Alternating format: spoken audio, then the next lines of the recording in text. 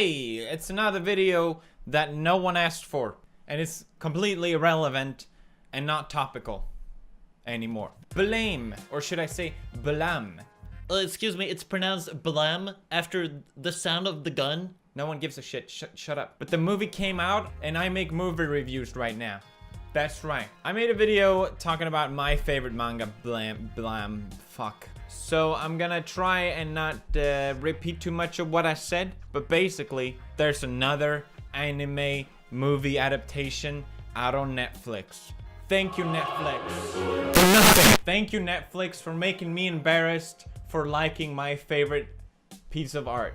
And also, thank you, Netflix, for making what was already a mess of adaptations into an even further. So we have Blam, the original. Then we have Blam and so on, which is like, well, I guess we explained a little bit more. We didn't tell you that much, did we? And then we have Blam, the anime, which people really view as something in high regards. Just as this review, I have never rated anything 1 out of 10 until I encountered Great!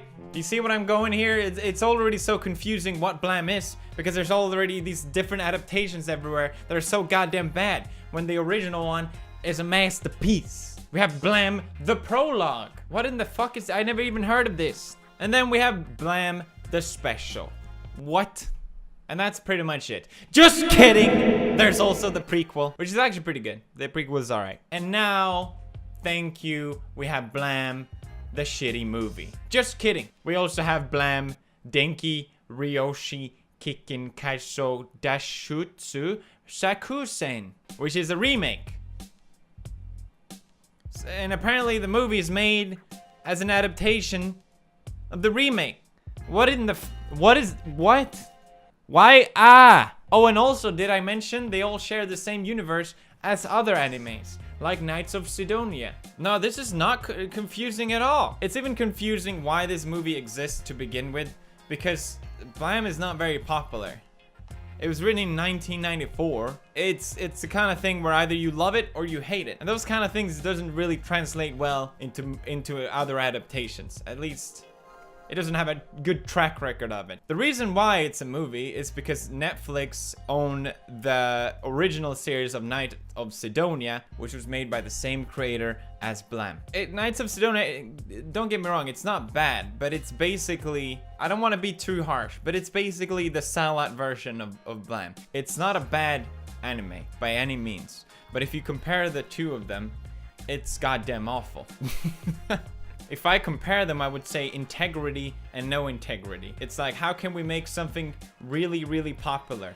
Okay, well, let's have, what's popular? Oh yeah, mecha. Okay, what else do people like? They like to see sexy underwear and boobies. Okay, that's that, and okay, fuck it. I don't know how to explain it. Okay, the story of Blam, the simple synopsis. Took me so goddamn long to figure out. It was, you're thrown into this universe in the manga, and you have to figure out yourself what is going on, what the heck is happening, and understanding. But the movie starts, and it just tells you. Nobody really knows.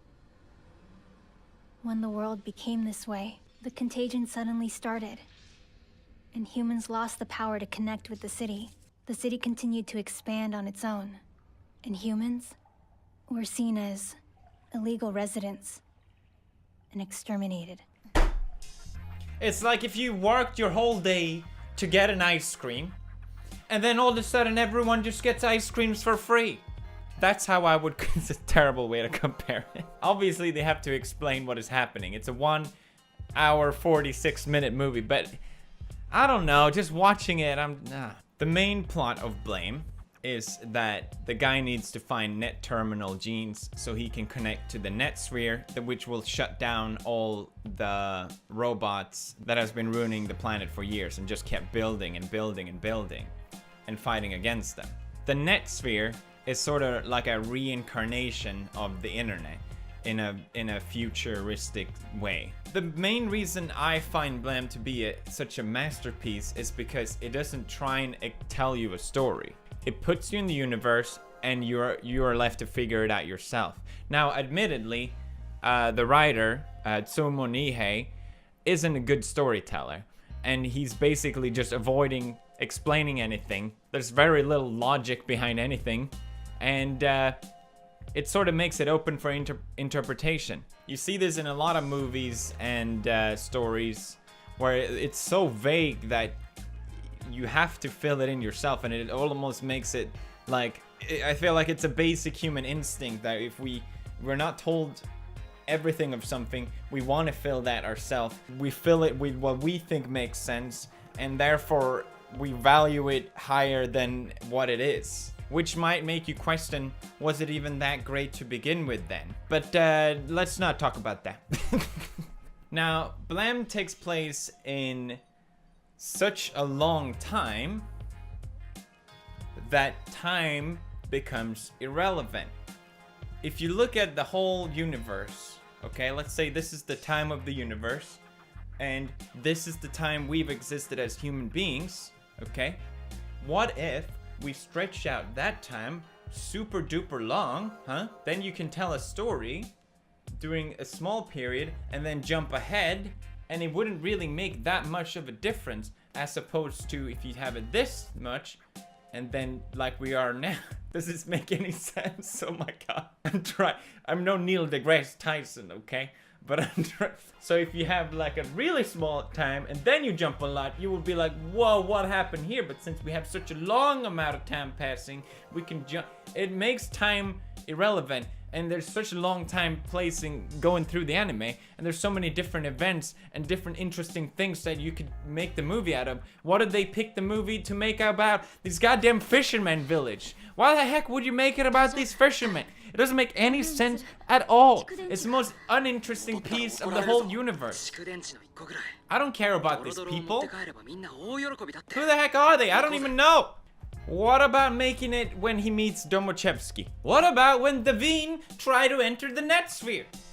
Anything would be goddamn more important than the stupid fisherman. Now, a lot of people criticize this type of movie because of the CGI. It's made by Polygon Pictures. And I really like this type of style. I think it looks great in Knights of Sidonia. It just doesn't fit Blam because Blam is so grungy and the style is so heavy, but here it's just sort of way too plain. I really think I would have preferred to see this in a traditional drawn anime style, even though typically I'm not opposed to CGI in anime, which probably most people don't agree with. Look how neat and polished it looks compared to like the manga. It just falls so flat.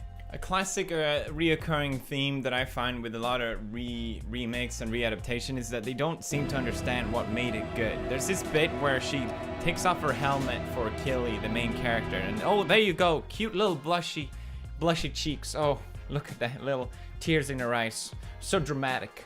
Oh, she's blushing for Killy. Oh, that's so cute. No, it's fucking not.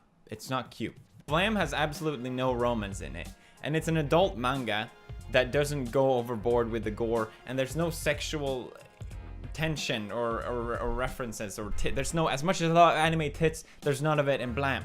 But then you go and have like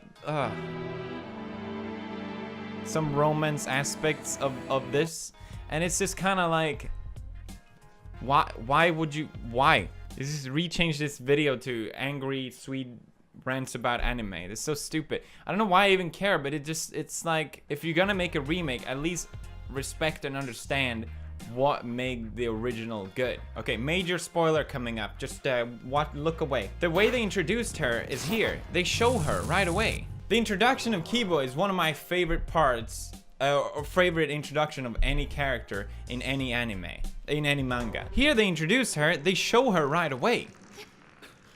Nanda?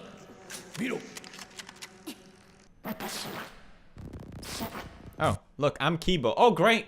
Now we know. This is how Kibo is introduced in the manga. Okay, she's this disgusting thing that he found in the sewer.